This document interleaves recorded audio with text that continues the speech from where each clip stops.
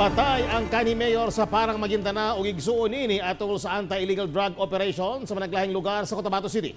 Sumala pa misukol kuno ang kanhi mayor human giserve ang search warrant sa iyang panimalay. Sa laing operasyon napatay sabang igsuon ni dihang gisulod sa otoridad nga balay ug nakuha ang ubay-ubay ka mga illegal nga droga ug armas. Ani report. Patay si kanhi Parang Maguindanao Mayor Talib Abu Sr. human misukol sa Regional Drugs Enforcement Unit sa PNP dihang nagpatuman og search warrant silang panimalay sa Gutierrez Street, Cotabato City. Nakuha gikan sa iyang panimalay ang laing-laing high-powered firearms, klase-klaseng bala ug illegal drugs. Si Mayor Abu nalakip sa listahan ni kaniadtong mayor ug karon President Rodrigo Duterte nga nalambigit kuno sa illegal drugs.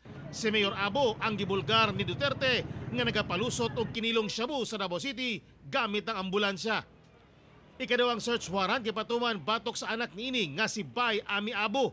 Giaresto kini human makuhaan og caliber 45 pistol, shabu ug mga dokumento sa bangko. Gironda usab ang panimalay na incumbent councilor Amelia Abu pero negatibo ang resulta niini. Samtang sa kaupat nga operasyon, gipatuman ang search warrant sa igsuon ni kanhi Mayor Abu nga si Disumimba Abu alias Bobby kinsa napatay usab sa otoridad diyang nisukol kini. Nakuha gikan sa panimalay niini ang wala pa matino sa gidaganong shabu ug laing-laing armas. Nagpadayon pang investigasyon sa kapulisan aron masayran og manakpan ang nalambigit sa network sa kanhi mayor.